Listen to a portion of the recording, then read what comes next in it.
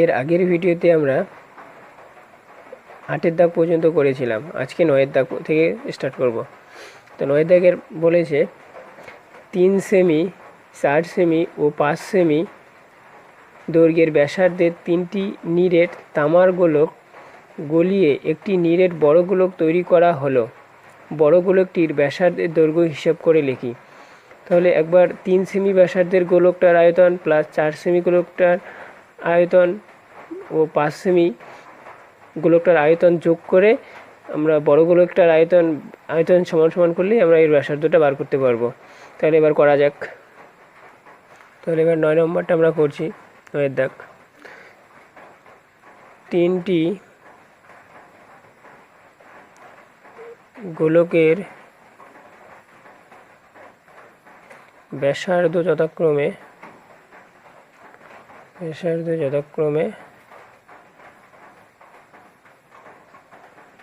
3 semi, 4 semi ও 5 semi. এবার তাহলে 3 semi ব্যাসার্ধ বিশিষ্ট গোলকটির আয়তন, আমরা জানি গোলকের আয়তন 4/3 পাই আর কিউব, মানে এখানে হচ্ছে আরটা হচ্ছে 3 ঘন সেমি। তাহলে সেই অনুরূপে 4 সেমি ব্যাসার্ধ বিশিষ্ট গোলকটির আয়তন 4/3 পাই আর মানে 4 কিউব ঘন সেমি। অনুরূপে 5 সেমি ব্যাসার্ধ বিশিষ্ট গোলকটির আয়তন 4/3 পাই 5 কিউব ঘন সেমি। এবার তাহলে আমরা বড় গোলকের ব্যাসার্ধটা বার করতে বলেছে। তা ধরি বড় গোলকটির ব্যাসার্ধ আর সেমি, বড় গোলকটির আয়তন হবে 4/3 পাই ক্যাপিটাল আর কিউব ঘন সেমি। এবার প্রশ্নানুসারে 4/3 পাই ক্যাপিটাল বড় গোলকের আয়তনটা ইকুয়াল টু ওই ছোট 3টা গোলকের আয়তন। 4/3 পাই 3 কিউব প্লাস 4/3 পাই 4 কিউব প্লাস 4/3 পাই 5 কিউব। এখানে 4/3 পাই আর কিউব ইকুয়াল টু, এখান থেকে 4/3 পাই কমন যায় সবগুলো থেকে। তাহলে এখানে পড়ে থাকবে হচ্ছে এরকম 3 cube, 4 cube, 5 cube. Both side থেকে আমরা 4/3 পাই 4/3 পাই ক্যান্সেল করলাম। তাহলে পরে থাকলো এদিকে আর কিউব, আর 3 কিউব মানে আমরা জানি 27, 4 কিউব মানে 64, 5 cube 125 r cube equal to, এটা হয়ে যাচ্ছে 216 যোগ করলে 216কে আবার আমরা লিখতে পারি 6 কিউব। আবার তাহলে বোথ সাইড থেকে কিউব ক্যান্সেল করলে আর ইকুয়াল টু 6। এটাই হচ্ছে বড় গোলকের ব্যাসার্ধ আর এটাই বার করতে বলেছে। অতএব বড় গোলকের ব্যাসার্ধ 6 সেমি, এটাই অ্যান্সার। এর পরের প্রবলেম 10 নম্বরটা বলেছে, 10-এর দাগেরটা বলেছে একটি অর্ধগোলাকৃতি গম্বুজের ভূমিতলের ব্যাসের দৈর্ঘ্য 42 ডেসিমি, গম্বুজটির উপরিতল রং করতে, মানে উপরিতল মানে বক্রতলের ক্ষেত্রফলটা বলছে, উপরিতল রং করতে প্রতি বর্গমিটারে 35 টাকা হিসাবে কত খরচ পড়বে তা হিসাব করে লিখি। তাহলে এবার আমরা 10 নম্বরটা করব। বলেছে অর্ধগোলাকৃতি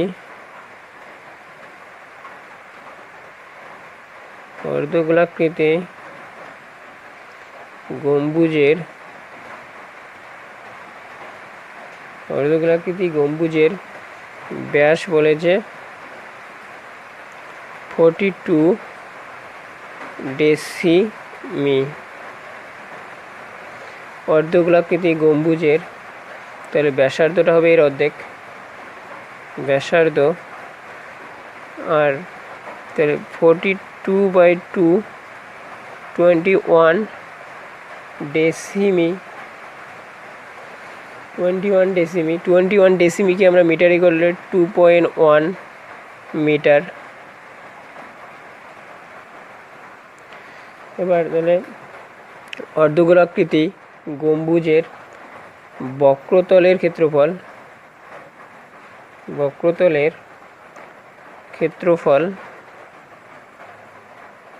2 পাই আর স্কয়ার বর্গ মিটার।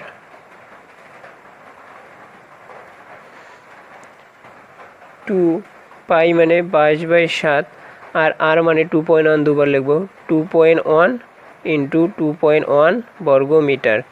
এবার 7 দিয়ে একে কাটলে 0.3, এটা গুণ হয়ে যাবে 44 ইন্টু একে গুণ করলে আমরা পাবো 0.63 বর্গ মিটার।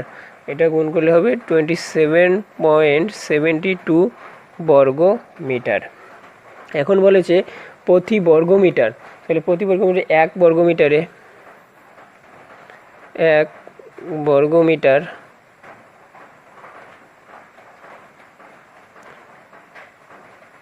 রং করতে খরচ পড়বে 35 টাকা। তাহলে এই 27.72 বর্গমিটারে খরচ পড়বে 27.72 বর্গমিটার রং করতে খরচ পড়বে 35 ইন্টু 272। এই টাকাটা এটা গুণ করলে দেখবো এরকম আসবে 9702 টাকা। এর পরের প্রবলেমটা এখন 11 নম্বর আমরা করব। এটা বলেছে একই ধাতুর পাত থেকে তৈরি দুটি ফাঁপা গোলকের ব্যাসের দৈর্ঘ্য যথাক্রমে 21 সেমি এবং 17.5 সেমি। গোলক দুটি তৈরি করতে যে পরিমাণ ধাতুর পাত লেগেছে, মানে ওই বক্রতলের ক্ষেত্রফলের অনুপাতটা নির্ণয় করতে বলেছে আমাদের। তাহলে এবার করা যাক। 21 সেমি ব্যাস বিশিষ্ট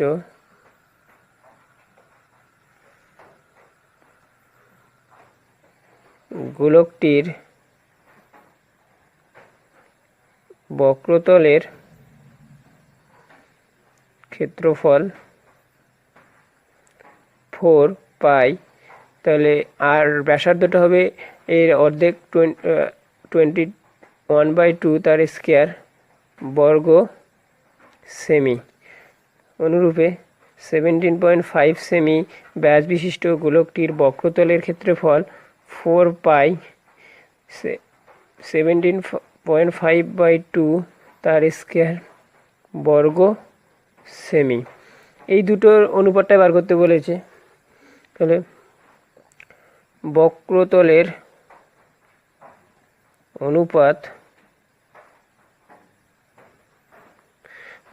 ক্ষেত্রফলের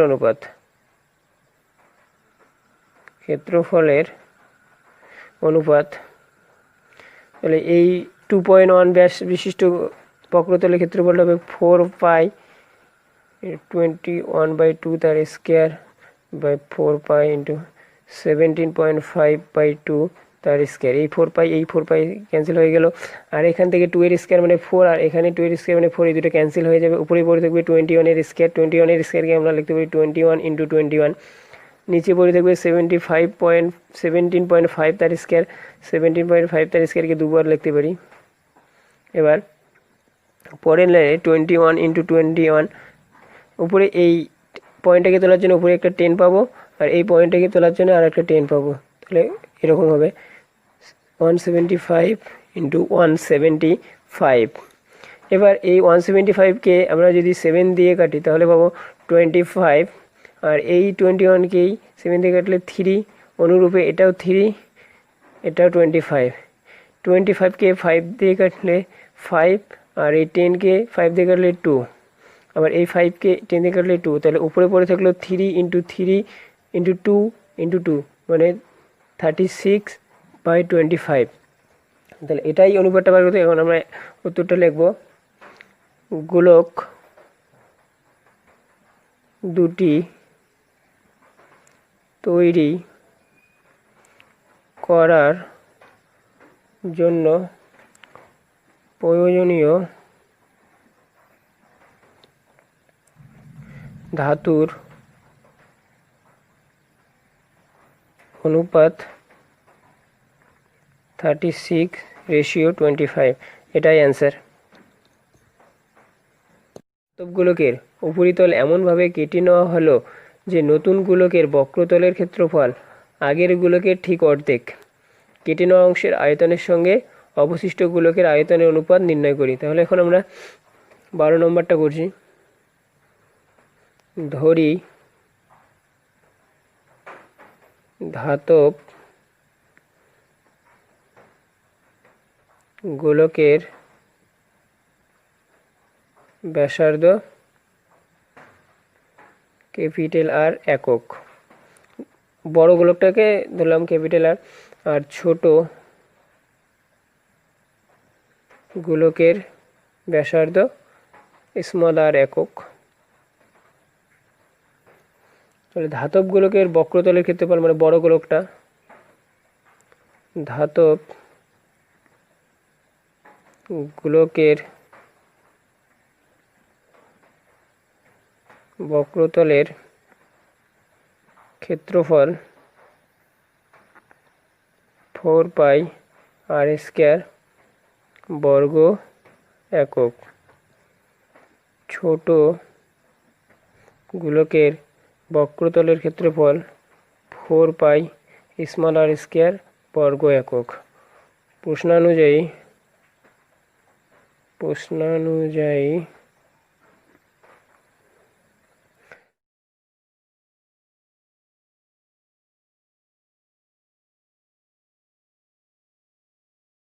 r²। এখান থেকে বোথ সাইড থেকে 4π ক্যান্সেল করলে এইখানে পড়ে গেলো r², আর এইদিকে পড়ে গেলো হাফ r²। এই ওটুকে এইদিকে নিয়ে আসলে 2r² = r²। এটা গেলে √2r = R। এবার তাহলে বলতে কেটে নেওয়া অংশের আয়তনের সঙ্গে অবশিষ্ট অংশের আয়তনের অনুপাতটা বার করতে বলেছে। কেটে নেওয়া অংশের আয়তনের সঙ্গে অবশিষ্ট অংশের আয়তনের অনুপাত। তো বড় গোলকটা থেকে ছোট গোলকের আয়তন মাইনাস করলেই আমরা পাবো ওই কেটে নেওয়া অংশের আয়তন 4/3πr³ মাইনাস 4/3πr³ রেশিও মানে অনুপাত 4/3πr³। এই দুটো থেকে যদি 4/3π কমন নেই তাহলে r³ মাইনাস এটা পরে থাকবে অনুপাত 4/3πr³। যেহেতু অনুপাত তাহলে 4/3π, এখান থেকে 4/3π ক্যান্সেল করতে পারি, তাহলে এখানে হবে r³ মাইনাস স্মল আর কিউব অনুপাত আর কিউব স্মল আর কিউব। আর আমরা বার করেছি ক্যাপিটাল আর কিউব সমান সমান √2r স্মল আর কিউব মাইনাস আর কিউব অনুপাত স্মল আর কিউব। এটাকে লিখতে পারি 2√2r কিউব মাইনাস আর কিউব অনুপাত আর কিউব। তাহলে এখান থেকে আর কিউবটাকে কমন নিলে এরকম পড়ে থাকবে 2√2 মাইনাস 1 আর কিউব অনুপাত আর কিউব। তাহলে এবার আর কিউব ক্যান্সেল করলে 2√2 মাইনাস 1 অনুপাত 1, এটাই হচ্ছে অ্যান্সার। 12 নম্বরটা হয়ে গেল। একটা বলেছে 14 সেমি দৈর্ঘ্যের ব্যাস বিশিষ্ট একটি ভূগোলকের অক্ষ দুটির বক্রতলে 0.7 বক্রতলে 0.7 দৈর্ঘ্যের ব্যাসার্ধ বিশিষ্ট দুটি বৃত্তাকার ছিদ্র করা হয়েছে। ভূগোলকটির গোলাকার অংশের ধাতব পাতের ক্ষেত্রফল হিসাব করি। তাহলে এবার করা যাক 13 নম্বরটা। ভূগোলকটির ব্যাসার্ধ বলেছে 14 সেমি।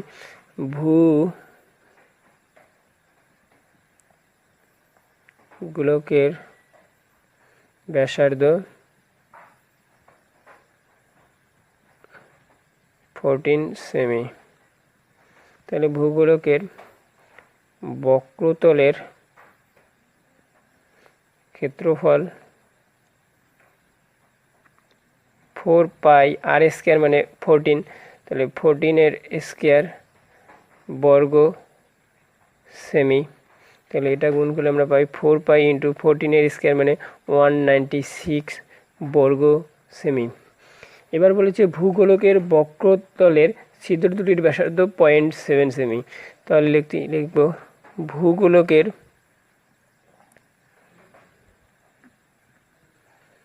বক্রতলের ছিদ্র দুটির ব্যাসার্ধ 0.7 সেমি। তাহলে একটি ছিদ্রের ক্ষেত্রফল মানে ওই বৃত্ত একটা হবে, তাই বৃত্তর ক্ষেত্রফল πr², পাই আর মানে বলেছে 0.7 স্কয়ার 0. বর্গ সেমি। তাহলে দুটি ছিদ্রের ক্ষেত্রফল হবে 2 × এটা 0.7 স্কয়ার মানে 0.49 বর্গ সেমি। এবার বলেছে ভূগোলকটির গোলাকার অংশের ধাতব পাতের ক্ষেত্রফল হিসাব করি। অতএব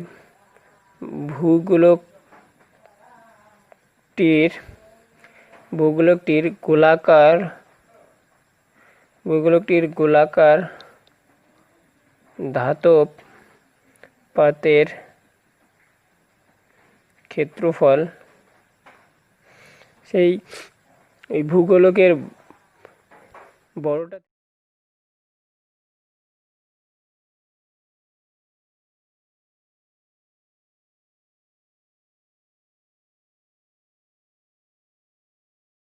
to 196 minus 2π into 0.49 বর্গ সেমি। তাহলে এই দুটো থেকে এই 2π কমন নিলে এরকম পড়ে থাকবে 2 × 196 মানে এইটুকু থেকে 2π বার হয়ে গেলে পড়ে থাকবে 2 × 196, আর এখান থেকে পড়ে থাকবে শুধু এটা 0.49 বর্গ সেমি। এটাকে ক্যালকুলেশন করলে এরকম পাবো 391.51, আর এটা গুণ করলে এরকম হবে 2 × π মানে 22/7, আর এটা হবে 391.51। তাহলে গুণ করলে পাবো 2460.92 বর্গ সেমি। এটাই অ্যান্সার। 13 নম্বরটা হয়ে গেল। 3 দাগেরটা বলেছে 8 সেমি দৈর্ঘ্যের ব্যাসার্ধের একটি নিরেট লোহার গোলককে গলিয়ে 1 সেমি দৈর্ঘ্যের ব্যাসার্ধের কয়টি নিরেট গোলক তৈরি করা যাবে? মানে একটা বড় গোলক আছে আর একটা ছোট গোলক, তার মানে কতগুলি গোলক নিরেট গোলক তৈরি করা যাবে। তাই বড় গোলকের আয়তন বাই ছোট গোলকের আয়তন করলেই আমরা পেয়ে যাব। তাহলে এখন করছি 14 দাগেরটা। বড়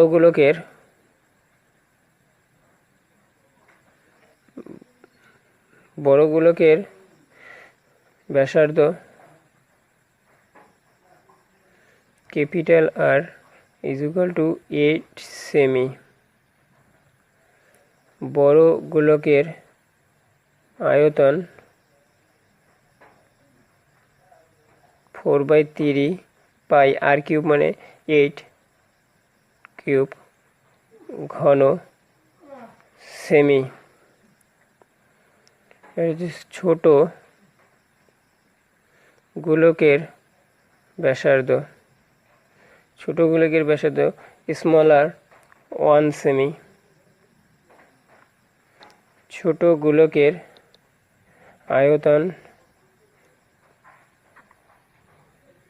4/3 পাই 1 এর কিউব ঘন সেমি। তাহলে এবার আমরা বড় গোলকের আয়তন বাই ছোট গোলকের আয়তন করলে নিরেটগুলির সংখ্যা পেয়ে যাব। নিরেট গুলির সংখ্যা 4/3 পাই 8 কিউব বাই 4/3 পাই স্মল মানে 1 এর কিউব। তাহলে এই 4/3 কেটে গেল, উপরে পড়ে থাকলো 8 এর কিউব মানে 512t। তাহলে এবার অ্যান্সার লিখি। নিরেট লোহার